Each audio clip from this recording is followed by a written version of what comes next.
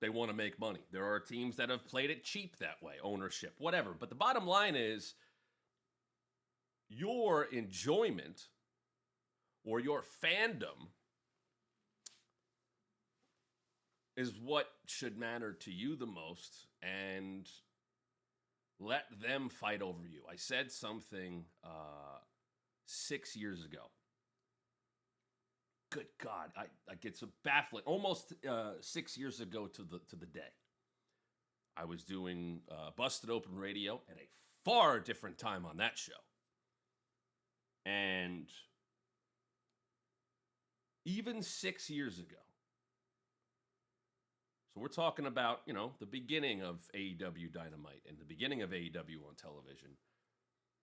There was a lot of back and forth between fans sticking up for their preferred wrestling promotion, preferred wrestling company. And I didn't understand, the point of it. And I know I've said this sentence many times since then, but my goodness, does it ring true this weekend, maybe more than any other weekend in the last 6 years. Wrestling fans shouldn't be fighting over wrestling companies, because wrestling companies are fighting over the fans.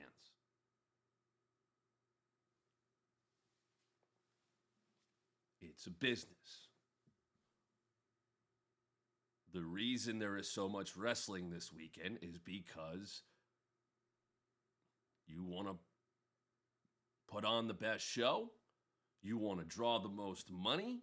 You want to do everything in your power to draw the most money. I know MJF talked about this stuff with the counter programming or whatever, and he kind of took it in his own way.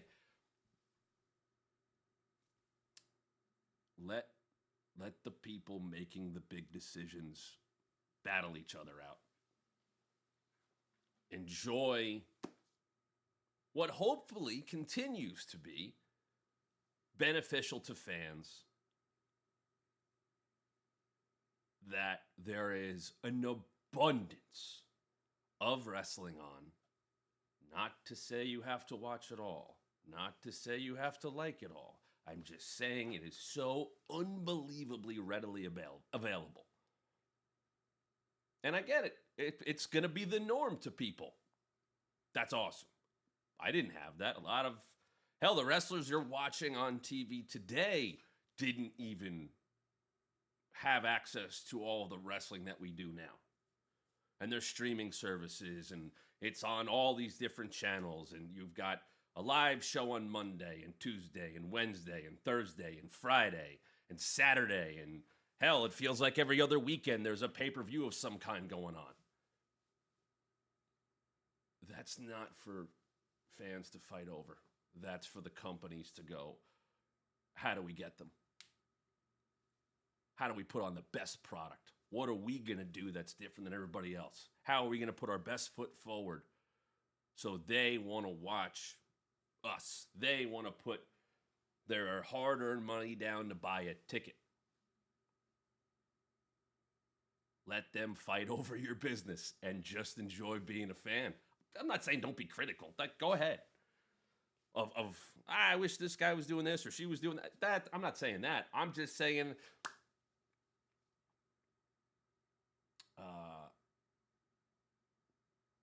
you don't have to. Those in power don't need your business backing.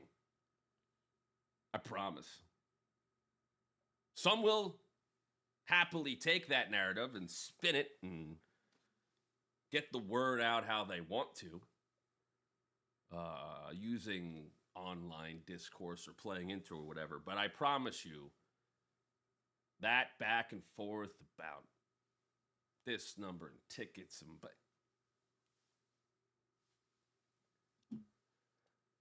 come on. Think of it this way. Do you have a favorite professional wrestler who you get to see on TV every week? Do you have a wrestler that you enjoy whose career maybe you followed from a lower level to maybe now a higher level? Maybe you get to see them on Mondays or Tuesdays or Wednesdays on a regular basis, or you get to see that they're getting chances at maybe an ROH, any developmental type of territory, or clearly on the pathway to moving up. If you have favorite wrestlers in multiple major companies, you should be rooting for all of it. I'm not saying you have to like all of it, but I heard comments from Carlos Silva yesterday. Buddy, I hope they get an increased television contract. Why? Because it's good for the industry as a whole. I continue to say this, and I'm only saying this because I'm just like, this weekend is such a perfect example of fans getting companies to bend over backwards to give you things to watch, to enjoy, to spend your whatever it is. There are 3 shows on Saturday. There's another big one on Sunday from the 2 biggest companies. And why are those shows happening at the same time? Because they want you to watch. They want you to choose that. And I am going to, obviously, I'll be locked into All in Texas, but I have friends wrestling in multiple places this weekend, as I typically do, as many of your favorite wrestlers typically do. Do they talk about it all the time? No, they don't have to. And I know that. You may not know that. This weekend is happening because there is a demand. You keep demanding it as fans. You show what you like with tuning in, with your wallet, and you have plenty of options. And you might like something from column A and something from column B and something from column C. The fact that you can even do that, man, it's a great time. All right. And that's what I'm going to keep on the positive of. Because we did see Dynamite last night. We did see the last Dynamite before All in Texas. But we do have Collision tonight. We'll run that through real quickly. Another fantastic all-star tag coming off of a little bit of last night. Oh my goodness, Queen Amanana and Tekla last night. They do not like each other. And after being involved in that big tag last night, they continued to fight and nearly took out Renee. How dare you? But there's a lot of juice there. You got Athena and Thunder Rosa, and that is happening one day before Supercard of Honor. This is the whole weekend. Yeah, there's wrestling on tonight. There's wrestling on TV tomorrow. There's Supercard of Honor on Friday as well. And at that show, Thunder Rosa and Athena are fighting for the ROH Women's Championship. That Athena's held for nearly 1,000 days. Megan Bain last night qualified and will now be the number 2 spot in the Women's Casino Gauntlet, where she will see Chris Statlander at number 1. You may end up seeing all 8 of these women in the Gauntlet on Saturday. But in addition to that, there's things that I can hype up. And if you don't know about them, if you don't know the background, you might say, hey, like, why should I be excited about this? I don't know about Mystico. I don't know about the Beast Mortos. Now, if you're on the other side of that and you've seen one or both of these guys who have been obviously, Beast Mortos is a regular in AEW, but Mystico, if you didn't see Grand Slam Mexico, go to HBO Max. Hello, HBO Max. And watch Grand Slam Mexico and watch Mystico's entrance. These two squaring off. We will see if they end up in the men's casino gauntlet. I promise you. Here, I will give a very high recommendation to this. This, I believe, is the type of lucha that best represents, I think, what lucha is on American television in 2025. And I mean that in the best way possible. I mean that in, if you watched Nitro in 1997 and 1998, 1990, that time, and you watched, Psychosis and La Parca and Juventud Guerrera and Billy Kidman and Ray and Eddie, and this match, this is where it's gone. A bit more different in terms of body types, bigger luchas now, but you can still see the elements that will be forever ingrained in Lucha Libre. This will be a very good match, a very fun match, and in Texas, I expect the crowd to be extremely excited to see both of these guys. Man, it's been a hell of a couple weeks for Beast Mortos. Now, two of these teams we know are definitely in action at All in Texas. We're going to see the Patriarchy, Christian Cage, and the ROH television champion Nick Wayne. Happy birthday to Nick Wayne, taking on Jet Speed, Speedball Mike Bailey, and Kevin Knight, and the Hurt Syndicate, Shelton Benjamin and Bobby Lashley for the AEW Tag Team titles. That's coming at All in Texas. However, the Outrunners and FTR, there's another one. Go to HBO Max, stream last week's Collision before tonight. Believe me, do that before tonight. They had one of the best tag team matches of the year. If you love tag team wrestling with clear villains and underdogs and a crowd that is, woo! Watch that match from last week. I do not throw out matches just to say, oh, I've heard a lot. No, I'm not going to tell you to watch something. I'm not going to tell you to make a point to watch something.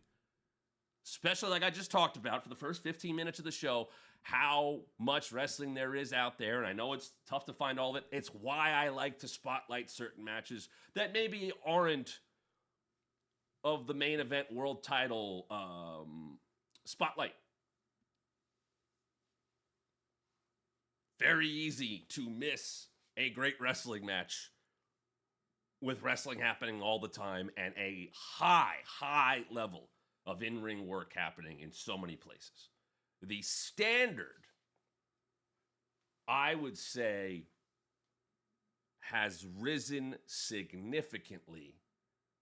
And I don't say that to say the slow plodding, 2-3 moves guys in the 80s were boring. No, they weren't. The standard, the expectation, the need to keep people's attention means everything had to evolve and get bigger and get louder and get more spectacular. Not to say simple things don't work. I'm a huge believer in that. Tom Green and I talked about yesterday one of the most pivotal moments in Hangman's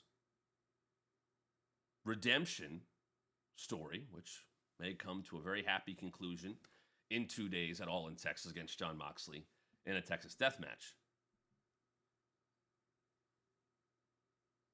He beats Kyle Fletcher in the Owen in his home state of Virginia. And he walks over with his back to the hard camera, to the ropes, and he's tired and he's beat up. He kind of leans, and the place is, they're with him. He looks out into the crowd. We talked about this yesterday. I know, I'm just kind of going through it quickly here. And a smile comes across his face. And we haven't seen that. I think with so much that is bigger and better and louder and in your face, and hell, every time I hear, I'm doing that flippy shit. Hey, guess what? In 2025, flippy shit's going to get you noticed for people who are just doing this or this. Or if something looks cool, it's not always about the psychology. Because if they're not tuning in, then there is no psychology to watch. So there is a mix of things you can do. But in Hangman's case, there has been reason to invest. And when you see details that haven't been there all of a sudden show up,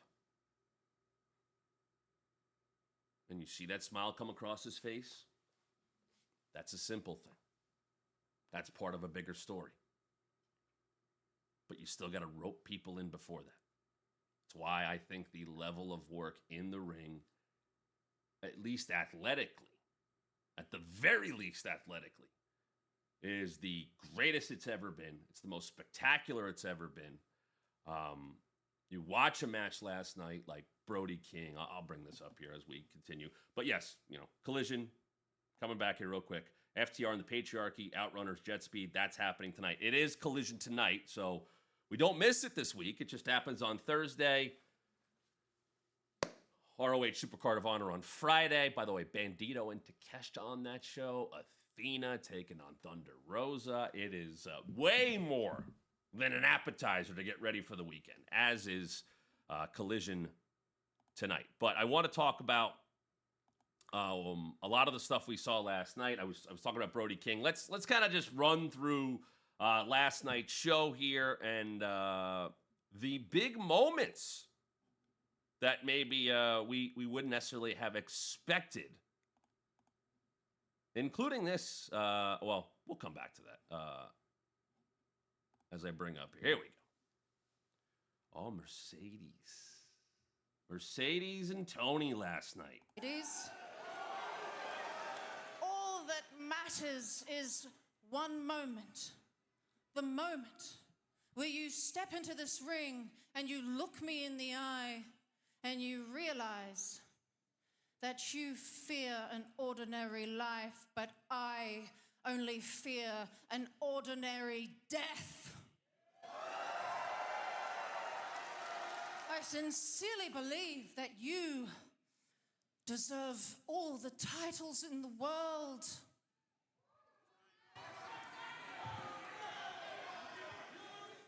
But not this one. May the best woman win.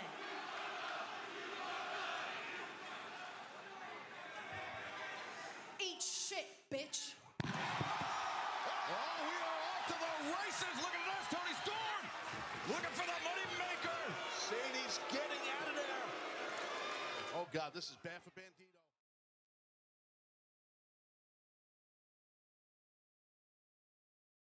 She is so great. Tony Storm is the best. And, here's what I'll say. I don't know how that one's going to go. I truly don't. I don't know who's going to win that match. I don't know if it will be over at all in Texas in 2 days. Mercedes hasn't lost in AEW. Tony Storm is arguably the most accomplished AEW wrestler. And certainly in the conversation for most popular as well.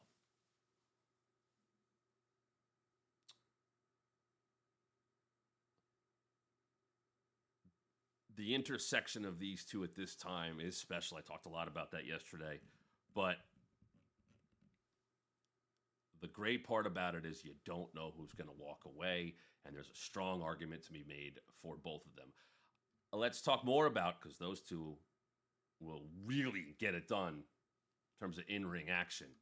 But I want to go back, as I was saying, to the in-ring action and some people I'm sure we will see in the Casino Gauntlet on Saturday. Watch Brody King here. Brody, and he did. And the splash. Nobody home for Brody. Bandito. Now jock in. This is a wild. Look at this. Bandito, the tornado. A wild amount of talent in one match. Now, this is a preview here for ROH Supercard of Honor. This is the title match, and that right there is a very big moment with Takeshi getting the win. Uh-oh. Oh, hell. You gotta be kidding. No. Like West Side Gun says, someone is about to die. Guys, we just handle the Briscoe business first. We're about to handle hey, we're gonna handle this business. You handle the Briscoe business. We'll see you in a bit. You call yourself rich, man, but you know what you are? You're bankrupt, man. I want to get to Mark Briscoe in a second. AEW does have a lot of tag team matches used in various ways. The All-Star tags. But there are some teams that I think regularly come together. One of them is Proteshita. Now, I think everybody looks at them as singles wrestlers, first and foremost, and they are. What I like about that team, though, is that they can always come back together as a tag team. This is why you don't have to break up tag teams to make two single stars. I cannot believe that is still a thing. Sometimes it makes sense. And sometimes it's okay to keep your friends and want to do your own thing. That's not what's happening here. They've come together. They have found chemistry. They're obviously in the Callis family. But they're primarily going after singles titles. But we are lucky enough, with the unbelievable depth of talent in AEW, to get to see them come together as a tag team. And then you have Brody King and Bandito, who have had some matches together recently as a team. Two completely different type of wrestlers, but wildly talented in their own ways, which it's one of my things I will tell anybody. Styles makes fights in pro wrestling, and you don't want people who are always too similar. Watch Claudio against the Luchador. Watch Bishop Dyer, former Baron Corbin, against Luchadors. Sometimes Styles make fights. Sometimes Styles can mess up with fights. But there is so much of his depth, and then, the actual tag team title picture with the Patriarchy getting in there. You saw Jet Speed taking the titles from Hurt Syndicate. And Hurt Syndicate is, if you think about Bobby and Shelton, if you look at their careers and the fact that they've been together before, this is the longest that they've really been focused as a team. Now, that's a very easy sell to see those two guys and go, yeah, that's the best tag team. Look at them. Shelton, the majority of his success has come as a tag team wrestler, although obviously plenty of success as a singles wrestler as well, whereas Bobby has been that singles guy. He's been in multiple factions, but you often see him front and center. So having Bobby and Shelton together, I think it gives the tag team division a tremendous mountain to topple. Once again, if you want things to matter, if you are rooting for an underdog, you're rooting for someone who has to conquer a difficult challenge. They have to have a challenge to take on, to overcome. That has to exist. It exists in the form of Jon Moxley for Hangman Adam Page. And it exists in the form of the Hurt Syndicate for the rest of the AEW tag team division. And you're talking about two completely different types of challenging teams in that match, with the Patriarchy trying to become the first father and son tag team champions, and one of the most exciting teams right now in all of pro wrestling in Mike Bailey and Kevin Knight, who have taken AEW by storm and came in on their own and have found success. You know why? Because they ended up in a couple of tag teams in these, all-star matches, and all of a sudden you see, oh man, this works. Sometimes that's the best way to do it. How many, God, there's plenty of examples of tag teams coming together, strange bedfellows, or they hated each other, but sometimes guys come together because it's just random, and you go, damn, this kind of works. To me, that's some of the best wrestling that can happen. It just works, and you feel it as a fan, and you want to see more of it. Sometimes it is random. Sometimes it is lucky. Now, speaking of that, or maybe not so lucky, but finding a connection in a different way, the last 3 weeks of MJF, last month of MJF and Mark Briscoe has been almost like obviously clicking based on who they are. Like Tom Green said yesterday, and he posted it last night. MJF is like the tycoon oil guy trying to bulldoze a beloved town attraction because he's got to put in more apartments for whatever. Very Disney movie type of thing. Who would be the guy to fight that guy? Who would be the guy to take up for his town? Hey, you can't do Mark Briscoe. So you kind of put that together and go, here's the and Mark laid all of it out. Your scarf probably cost more than everything I'm wearing. He was prepared for MJF to take a shot about his brother. His late brother, Jay Briscoe.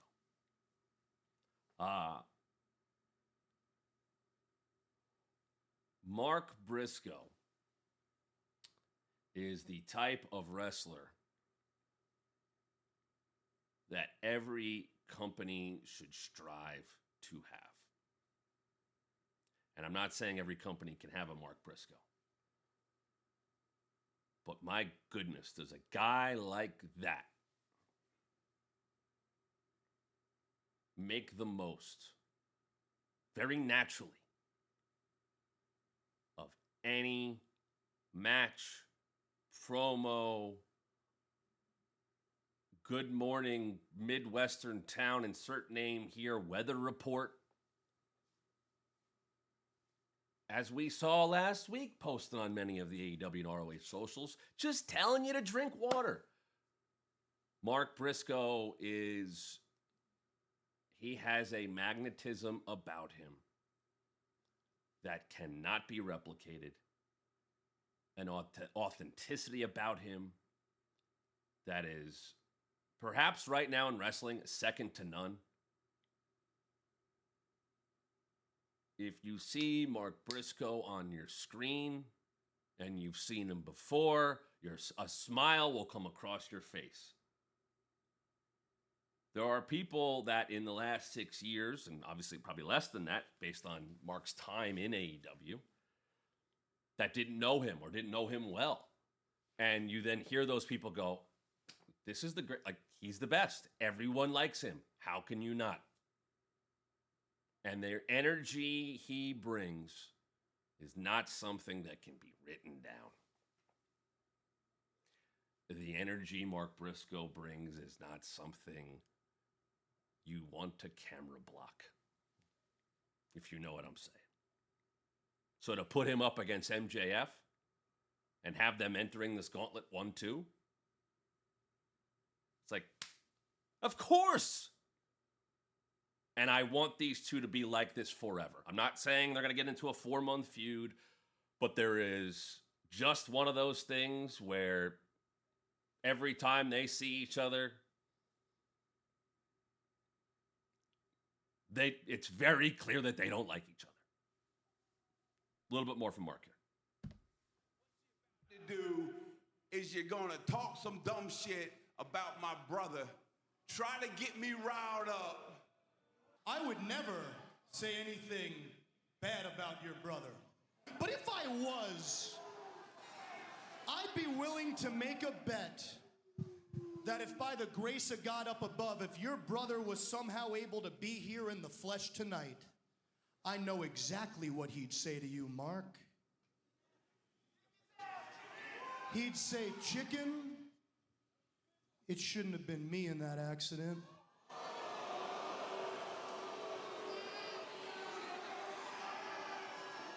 It should have been you. I went too far. MJF just went too far there. Yeah, that was horrible. MVP Shelton Benjamin, Bobby Lashley, Sands, their AEW World Tag Team Championship titles. Gotta be careful. Oh, wait. Oh. Jet Bailey.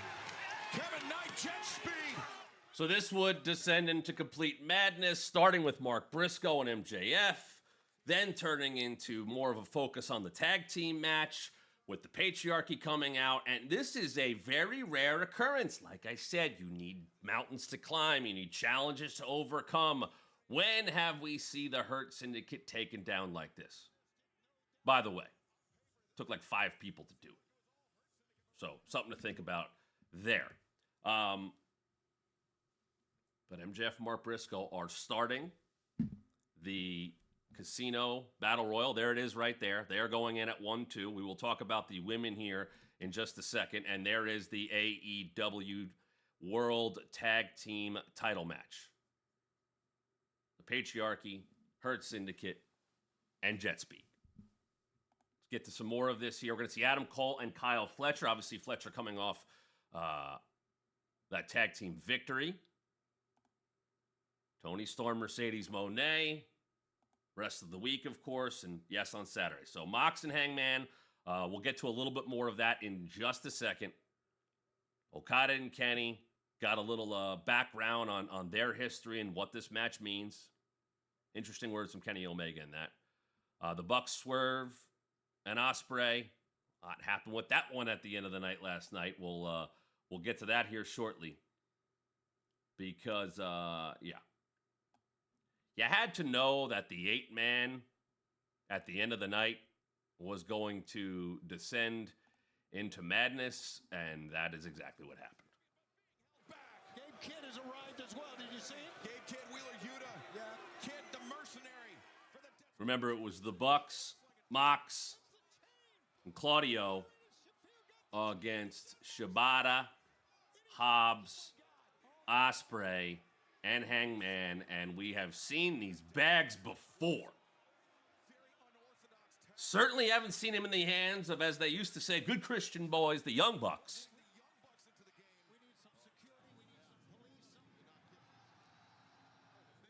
Chekhov's limo is back. What the hell? What's Swerve up to?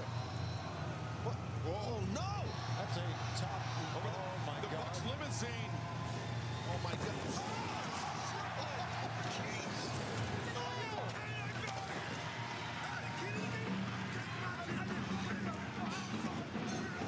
Whose house? And now Hangman. That chain. The chain that Jon Moxley tried to strangle Hangman Page with. And Hangman, this Saturday, 3 days away. You know the Bucks want some revenge on Strickland. It's not a... Yeah, you're gonna pay for this. Yeah, you're very brave, Nana. Oh, no! No, set him up! I found the fathers. Remember, if Ospreay and Swerve win, the Bucks have to step. So there you go. That's how Dynamite goes off the air last night. Obviously, with Hangman also standing tall. Will that be the case as he wraps that around his neck? An actual Hangman on Saturday. We still got Collision before that coming your way tonight. One thing I did want to show you, because we discussed Mark Briscoe there and talked a lot about him. This is up right now, and it is up on the AEW YouTube. It's on the Players Tribune page. It is everywhere, but this has gone up. This is a Players Tribune, about a 34-minute documentary about Mark Briscoe and the relationship with his brother Jay, and you should absolutely take some time to watch that. I will warn you, it is heavy,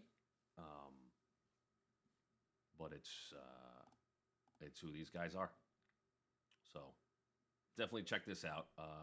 And as I said yesterday, this weekend and seeing Mark Briscoe get all of these spotlights makes me happy, and I know it makes a lot of other people happy to see that, and I'm sure it's making his family happy and his brother seeing it as well. Collision tonight, everybody. There you go. This is what we have coming our way tonight on Collision. Oh, I can't wait for that one. And the All-Star 8-woman tag. All kinds of implications for the weekend. Now, I will tell you that will bring the end to my week here on Wrestling Daily. You will hear from me next week to talk all about things. But like I said, enjoy all the pro wrestling. It is a great time to be a fan. And this weekend is a perfect example of it. So, I'll be back on Monday to talk about wrestling even more right here on Wrestling Daily. Enjoy, everybody.